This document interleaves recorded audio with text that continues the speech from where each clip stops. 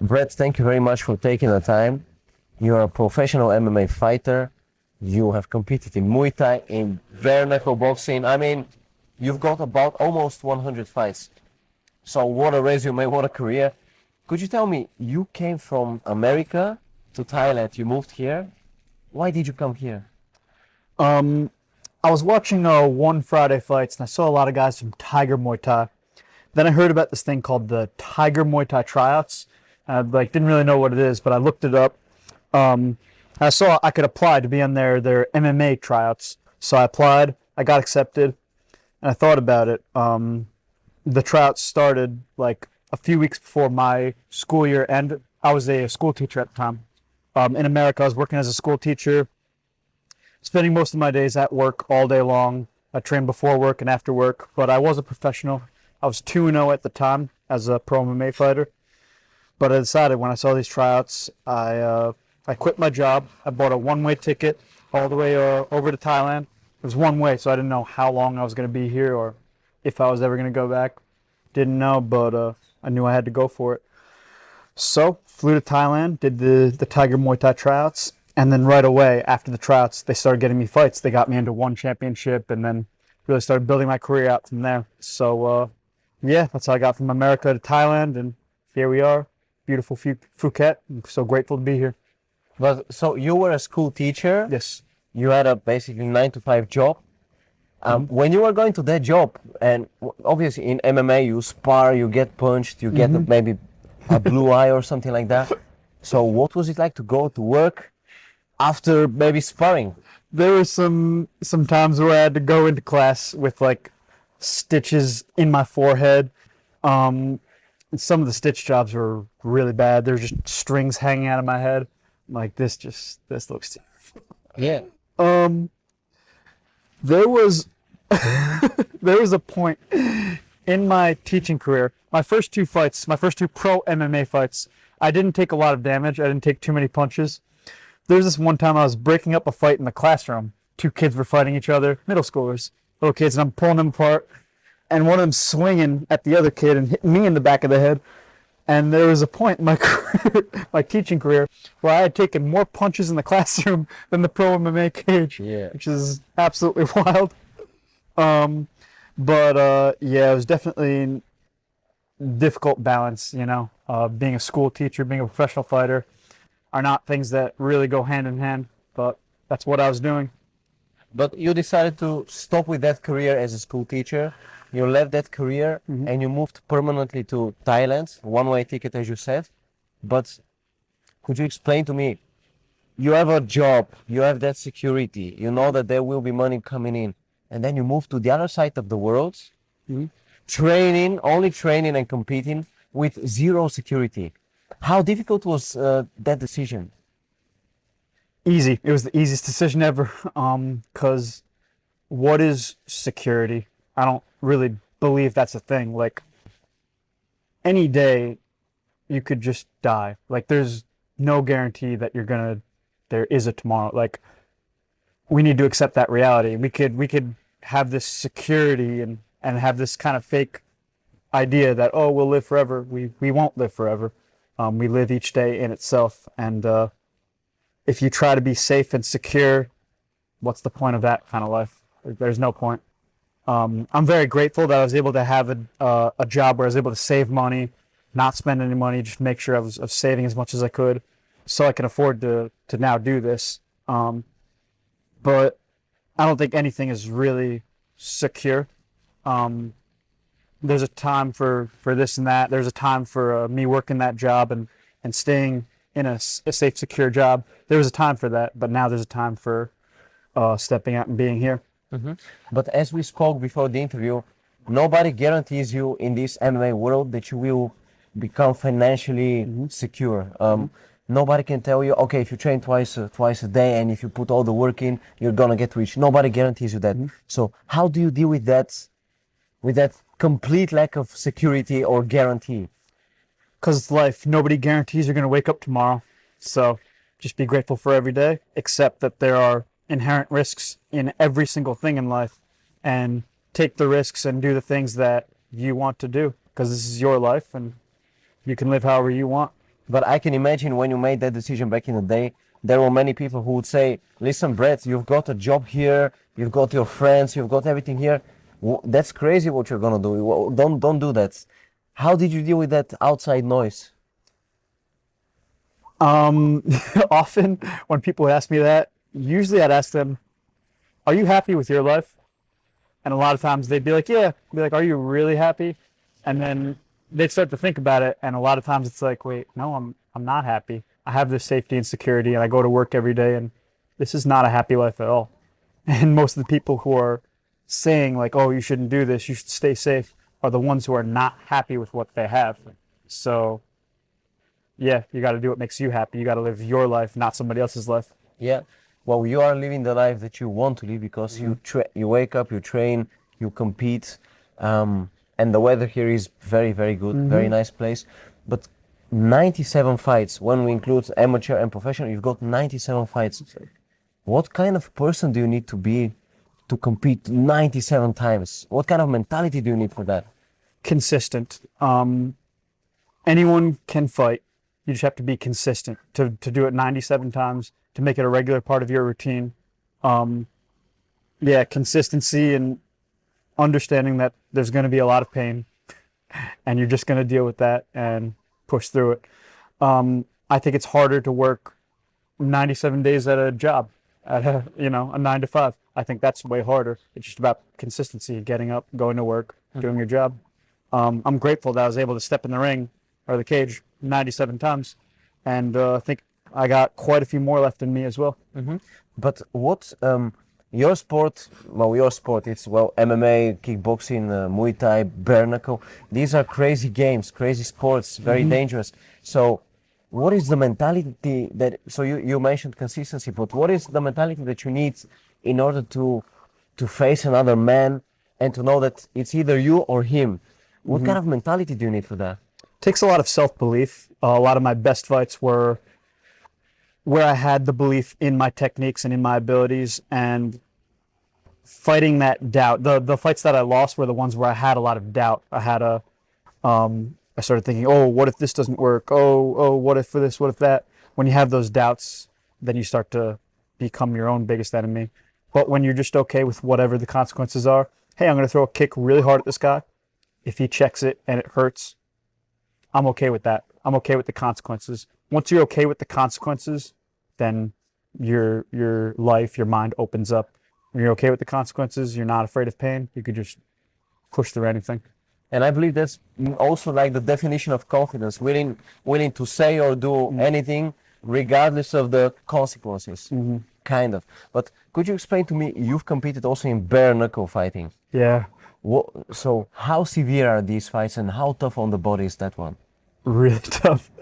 So the consequences for that are crazy. You step into the pocket, any punch, these small little knuckles can just cut you up. The knuckles are like, this is like a blade. So last year I fought in the sport of lethwei, which is Burmese bare knuckle boxing.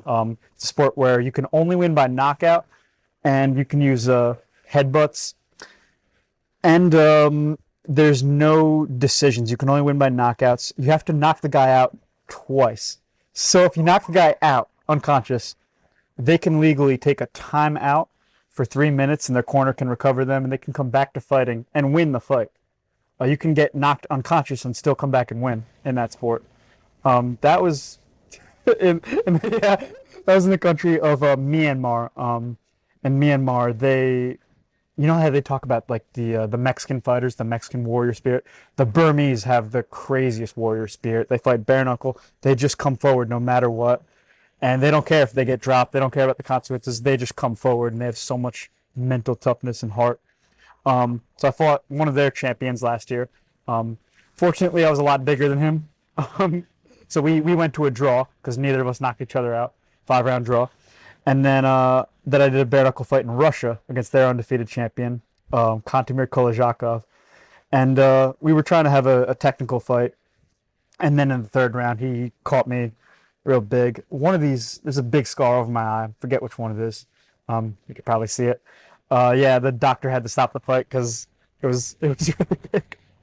I was upset with the doctor, and then I saw the video. I saw how big the hole in my head was, I'm like, okay. I'm thankful the doctor stopped that. We got the stitches in right away. But for example, the first sport which you mentioned, Lethwei. lethwei. So, Lethwei. okay, you step in that ring and you know it's literally either I knock him out or he knocks me out. So, Yeah. what goes through your mind before such a fight? Self-belief. I know what I've been drilling, and I need to use these techniques to the best of my ability. I realized in the first round, he caught me with a really good punch and cut me up, and I caught him with a really clean head kick. And after I kicked him in the head, he just goes like this. I'm like, okay, I'm probably just not going to knock this guy out. But he's not going to knock me out either, so I think we're just going to go the distance. And I'm just going to put on the best fight I can. And I tried to stay at my range. It looked like I was running away. I was not trying to run from him. I was trying to keep him at that long distance to kick him and avoid the bare-knuckle punches. But yeah, that was a crazy sport. In Myanmar, which people don't know, there's a civil war going on there right now. So I couldn't get any coaches over there. I had nobody in my corner who spoke English.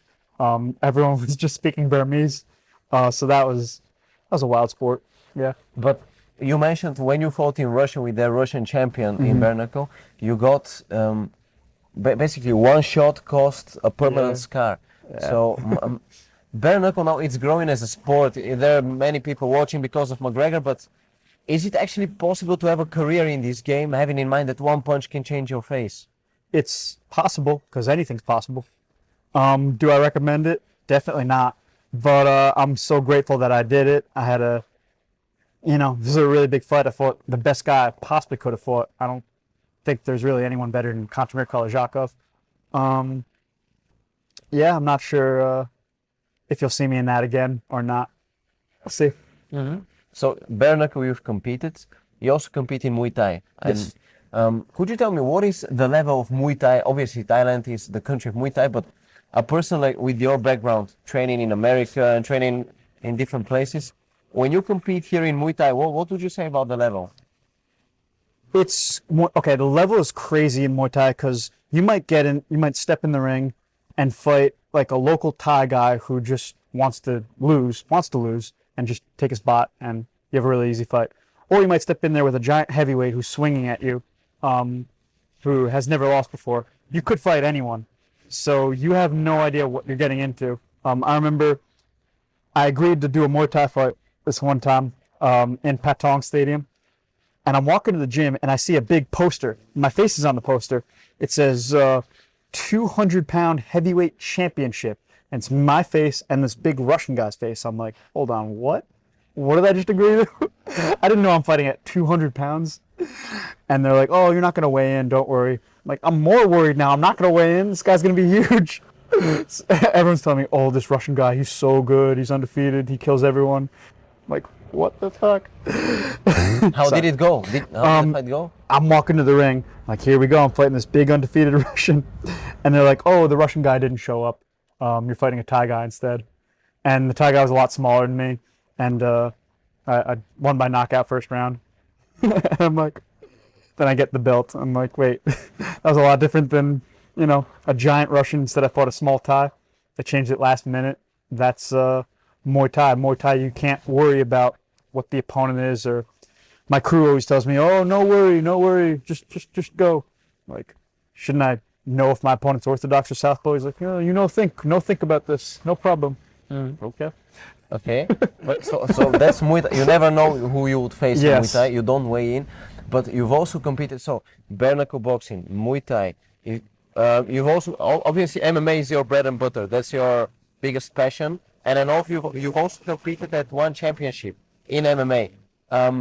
Could you tell me, MMA is very competitive at the moment. There are many fighters. It's a very difficult world to succeed in.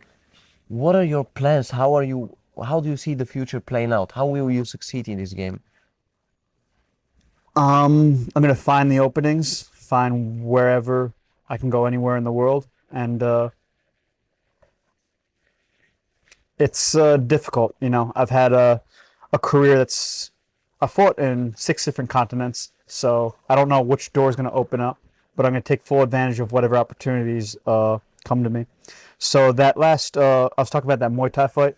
The day after that Muay Thai fight, I'm in the gym, and I'm training, and then I get asked, "Hey, want to fight in one championship next week?" Like next week, I've just been training for a Muay Thai fight. I'm like, "Yeah, let's do it. Let's make my one championship MMA debut," and it went well. The next week, I fought in one championship, made my debut successfully. Opportunities like that just come up, and you just have to be ready. Yeah. Yeah. But for me, it's beyond impressive to have fought 97 times. If you compare the person you are now after 97 fights, if you compare him to the person who you were before all those fights, how have you changed? Some ways I have some more brain damage, unfortunately, and some more scars, but definitely a lot mentally tougher than I was before. Like before I had 97 fights, something like stubbing my toe would hurt, or stepping on a Lego would hurt. Now it's like, wait, that I considered that painful. Like my pain tolerance is obviously way different now. Little things don't really bother me. And more importantly, having more emotional control. Like things don't bother me. Like something doesn't go my way, and that's okay because it's not as bad as someone raining down elbows on my face. And things go wrong in life, I'm a lot more okay with that. I can accept that because, I've been in there. I've been in fights where it's like I feel like I'm going to lose my life. I've been in much more dangerous circumstances, so everything else in my life is better. But could you explain to me, for example, during such a fight, let's say a bare-knuckle fight, and he splits you open with a punch, that Russian champion, you see your blood pouring, and what? These are the crisis situations, right? In every fight, you're better than me. You've got these crisis situations. So, how do you react at the moment during such a crisis situation? For example, you get badly hurt in the fight, or split open, or you see double. How do you react to these moments? Yeah, it's really important to not react emotionally and just react logically. Whenever you go to the corner, I worked a lot with Coach Greg Jackson Wink MMA. I was there for about 3 years. When you go to him, the first thing he says to me or to John Jones or to anyone is 3 deep breaths. Fill up your lungs before he gives any technical advice. So first, you're breathing in, you're healing yourself, and then you think logically. Then you're like, okay, this is the problem. What is the process of solving that problem? Instead of, oh, he hit me, I gotta hit him, emotional reaction. No, it's got to be a rational, logical response. Okay, here's the problem. I got hit with this punch. Now I need to keep this hand higher and start moving my head a little more. You stay in the process of problem solving, and you keep it logical, and that's the way to survive those situations. Okay, so you always stay logical, focused, in the moment, Yes. present. But in your business, for example, when you get badly hurt or you get split open, you need to go to the hospital, or maybe you get concussed and all that. So there is a very dark side to the sport, a very dark side. So how do you deal with that dark side? I think I've had over 100 stitches in my head.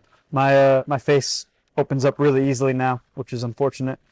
Just staying mentally tough, staying positive, understanding that it always could be worse. I'm still alive, and I'm grateful to be alive, no matter how much pain I'm in. I'm always going to be grateful. God has given me this life, and I'm going to be grateful for it, whatever kind of other obstacle we're going through. Mm-hmm. And in those moments, for example, I can imagine there is, let's say, a Friday night when you're laying in your bed, and you're like thinking, okay, so I've invested all my energy into this, but when will I succeed? And of course, everybody has their own definition for success, but when will my big opportunity come? I can imagine you have like that question in your mind. When is that opportunity gonna come? How do you deal with that uncertainty that when are these doors gonna open for me? I'm working hard, but when is it gonna happen? How do you deal with that? I've learned to stop asking that question, because that's the question that will never be answered. No matter what doors open, you'll always be like, what's the next door? If I make my UFC debut, I'll be like, when's my next UFC fight? You win the championship, you'll be like, when's my first title defense? It's never ending process of self-improvement. And you can't think, oh, there's this one big moment where life's going to change. Nah, life is just steady, small improvements, steady habits throughout the day.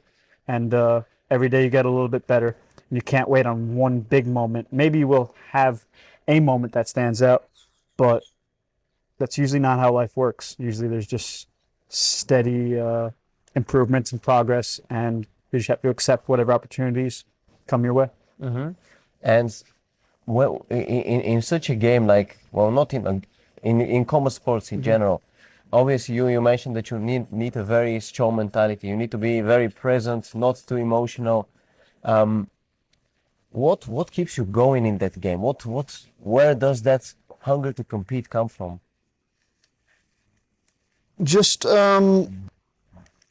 it has to come from gratitude. I always pray before my fight, and I don't always pray to win, but I always pray to say thank you. Like, thank you that I'm here. I'm thankful to God because I get to do the most real thing on earth. I get to do the greatest sport on earth. Fighting someone, everything else is a metaphor for fighting, and fighting is just as real as it gets. Like other sports, there's like a bat and a ball or something you kick or a different object. There's no medium. It's just you and another guy. So it's the most real thing. And it's just really important to me to be grateful for that. I get to do something really real that millions of people wish they could do, but probably won't ever have the opportunity to. So I need to be extremely grateful.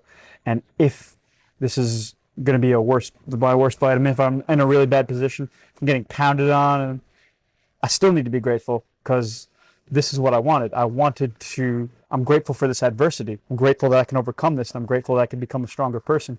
So no matter what happens, I'm always going to be grateful. And that's really, really important to keep in your mind, to keep you, determined or focused, to keep gratitude in your mind and in your heart at all times. So your motivation comes from your gratitude, from the fact that you can do what you love. Yes. But you try to embrace also the positive and the negative part of the game. But I mean, for example, when you have, let's say you had a fight and it finished badly. For example, as you mentioned, somebody's pounding you from on top, and you get knocked out or whatever, and then you go to the dressing room. How do you deal with that moment of, man, I lost? So because you have a purpose, you want to be successful, and then there is a loss, and it brings you back in your movements. So how do you deal with those moments? Not putting emotional value on things. Immediately I'm in the locker room. It's easy to get it's easy to start feeling bad for yourself. It's easy to start, getting emotional and sad or angry. But staying in the process of being like, okay, why did I lose? What do I need to solve that? And then asking a coach right away, okay, what's the solution? What's the biggest issue I'm facing? How do I solve this? Why was he able to get this hold on me? Or why was he able to land this strike? What was I doing wrong? What do I need to do better? Immediately staying in the process of problem solving rather than having an emotional response is really, really important. Yeah.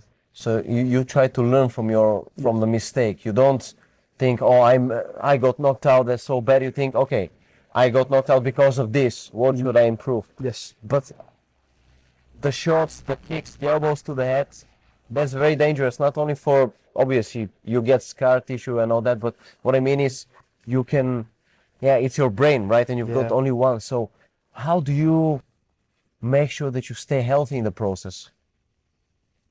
Keep your hands up, keep your chin down, move your head. I strongly recommend not doing 97 fights. Don't do what I did. That's not the safest way to go about it. And when I'm a coach one day, I'll make sure my students have a smarter career than I did, not fighting bare-knuckle in different corners of the world and fighting to the death. I'll make sure that the next generation comes up and makes smarter decisions than I made. But I'm only 30. I still have plenty of time left to do a lot of different cool things in my career. Even though I didn't stay super safe, maybe I did too much hard sparring early on, and maybe I did too many of these really, really dangerous fights against really high-level competition. But I'm grateful for my career, and I know there's still quite a bit more I can do. How many years do you have in this game, or and in which game? So how many years and in which game? I might have just one more day. Any day now, you know, everything could be taken away from you. What I'd like to do, I'd like to go all the way until I'm 40. I'd like to have another 10 years. But realistically, I won't be here for 10 more years. I've already accumulated just too much head trauma. I don't want to have dementia when I'm older. So probably just another few more years. I might only have 2 or 3. That's really unfortunate. I want to do this for another 100 years. But I'm not going to make emotional decisions, you know. I'm going to make logical decisions. I'm going to take opportunities that come and do whatever makes sense. I think I have another solid few years left in my career. But why only 2-3 years? Why not, for example, 7 years? You mentioned the head trauma, but let's say why 2-3 years? Yeah, because of the head trauma. I hope I can fight for 7 more years. That sounds amazing. I really hope I can do that. But I got to look at how much damage I've already taken, how much damage I would take in those next 7 years. And yeah, this is the brain is not something you want to lose. You know, I'm okay with a broken arm or a broken knee, but once your brain goes, that's kind of everything. So, yeah. Could you tell me, your world, everybody around you is a fighter. So especially now here, do you notice, is it something that you frequently notice that people change because of the head trauma? Have you met people who changed because of that? I'm not really aware of it. So maybe there's actually, now I'm thinking maybe a few. The head trauma in combination with like drug use, either steroids or recreational drugs, those two combined I've seen some really bad meltdowns. But a lot of people, I'm more concerned about when I get older. I know, like my grandmother, she had Alzheimer's pretty badly, so I hope it's not like a genetic thing that I'm going to inherit, that this is making worse. I don't know. But for example, in your case, you're an intelligent person, I mean a well-educated person, so I can imagine there are people who say, Brett, look, leave that fighting stuff, come back to the US, come back to teaching, come back to the safe way. What do you tell them? First of all, I don't even know if I could go back to teaching, considering the damage I've already had. No, I still have my life. You still have your life. I'm happy with my life. And I don't need to make any changes just yet. I can make the good logical decisions of what I need to do next with my life. But no, I'm not, definitely not done yet. I know I have more left in me. Yeah, and when you win, when you beat an opponent, what kind of feeling is that? What kind of emotion? Oh, it's sometimes it's a great emotion. Even then, I try not to get too emotional because I forget, there was a famous musician who said the first thing they do after a amazing concert where they perform and it's sold out, the first thing they do when they go back home is they stay alone, they start sweeping the floor, they try to ground themselves in reality again, because you don't want to get too swept up in emotions and too swept up in ideal, you know, in this version of yourself that's not you. You need to be able to ground yourself and still make rational, logical decisions.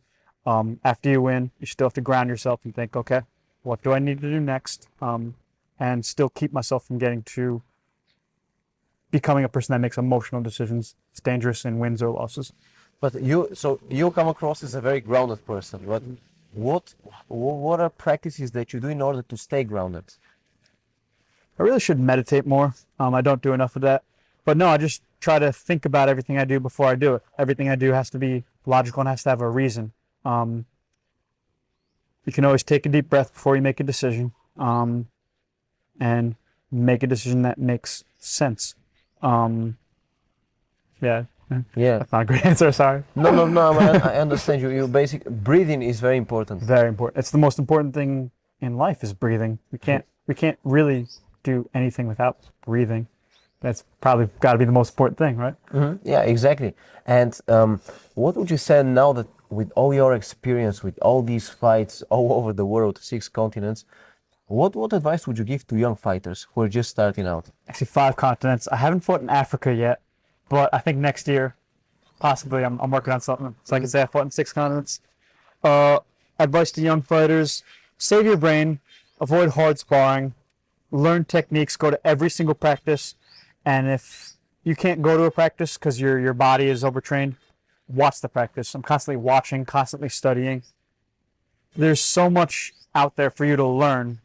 You should constantly learn, constantly learn. There's no reason not to learn. You can always learn more. Yep. And in a perfect world, how does it play out for you? Your career, maybe your life, but in general, in the upcoming, let's say, 10 years, how does it play out? In a perfect world. At a perfect world, I go undefeated, obviously. I make billions of dollars. I, use it to give it all away to charity and end world hunger and solve all the world's issues. That's the ideal world. Yeah. Okay. And in a realistic world? In a realistic world, I take whatever opportunities come my way. In a realistic world, I believe I can go undefeated. If I fight for another 10 years, I don't know how realistic that is, but it's a possibility.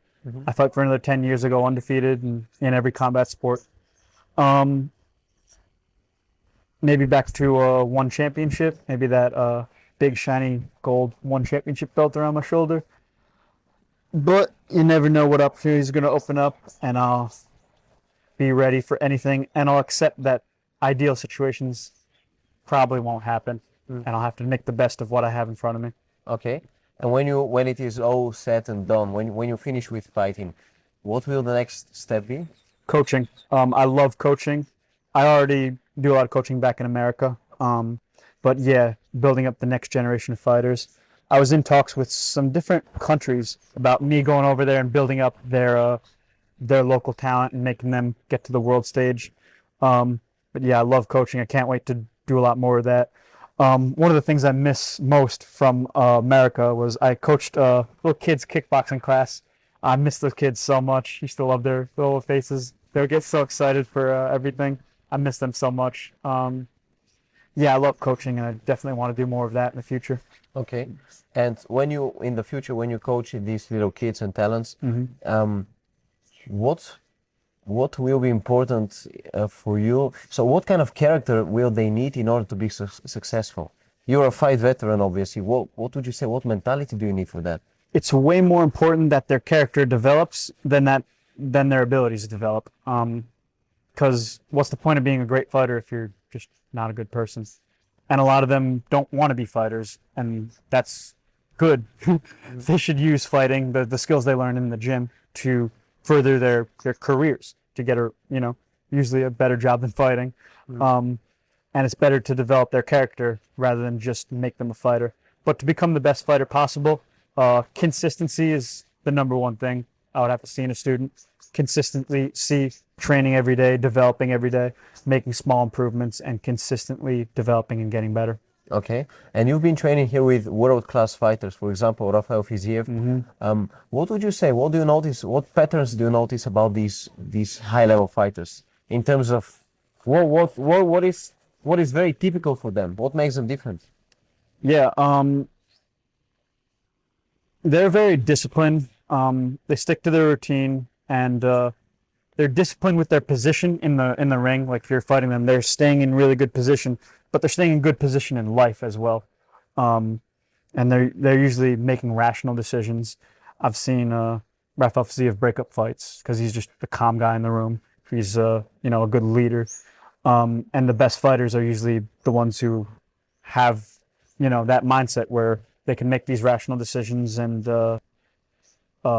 stay consistent with their routines and continually develop. Okay. And you also had the opportunity. Did you ever get the opportunity to train together with John Jones? No, because John Jones usually trained with a smaller group of heavyweights outside. He would train with Greg Jackson. Greg Jackson has a small group. I'm not going to go into all the personal drama, but John Jones was technically removed from the Jackson Wink team, but he still trains with Coach Greg Jackson. So I've seen John Jones in Albuquerque, but he trains separately than than with me. Okay. What kind of person is John Jones? Obviously, you don't know him very, very well, but a great champion for sure. But what kind of person is he? He seems like a very, very respectful guy. I've heard so many stories about him helping people out and doing good things in the community. Of course, we hear so much bad stuff about him. I've heard a lot of good things about him locally. How he helped people out with this and with that. And everyone says really good things about him. But then in the media, he often comes out pretty bad. And he's made some bad personal life decisions that it's not my job to judge. Yeah, he's the greatest fighter of all time. And he's the guy who, like, our coach shows us a technique, and it's like, oh, John just does this perfectly first time. We all have to practice this hundreds and hundreds of repetitions to start to do it like he does instantly. Yeah. So he's a very, very big talent for sure. Yeah. What would you say, you fighters, and you can call yourself a fighter because you've been there and you've done that in all sports and disciplines. What kind of people are fighters?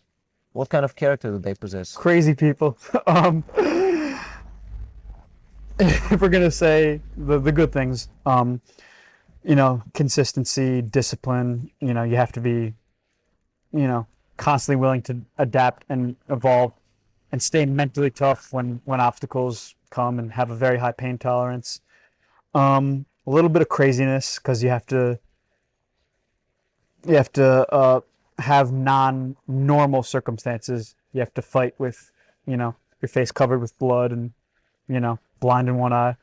You have to be crazy, and you have to accept that these really horrible things can happen, and I'm not going to stay out of the process. I'm going to stay consistent despite all this craziness. Maybe I can't see out of one eye, or maybe my arm doesn't move. Maybe I only have one leg. You're still going to fight.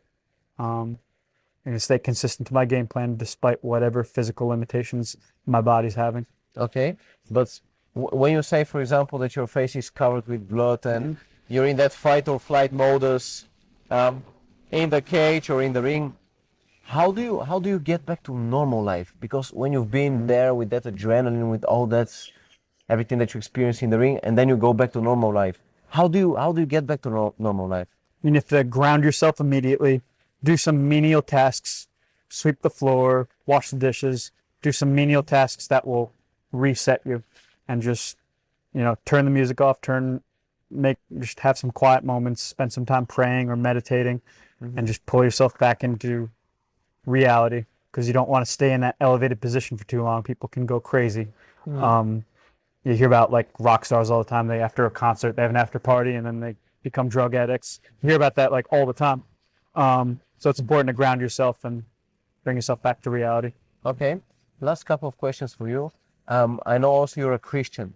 Could you tell me how important is religion for you, and why is it so that many fighters are religious? You notice very often Ilia Topuria, Terence Crawford, many fighters are religious. Why are there so many religious fighters, and how important is religion for you? A lot of fighters have a good relationship with God because they have to, in order to get good at fighting, you have to have a good relationship and faith in yourself. In order to develop the skills, you have something in front of you that's so real, a fight, and that makes you more connected with reality and makes you question, like, who am I as a person? And when you've had yourself tested like that, you have to question your faith in yourself. You have to develop that, but also your faith in God. And your faith in God can help you get through those things, get through the obstacles you'll see in fighting. Fighting is the most real thing, and that reality will make you want to explore your faith in yourself and your faith in God. Okay.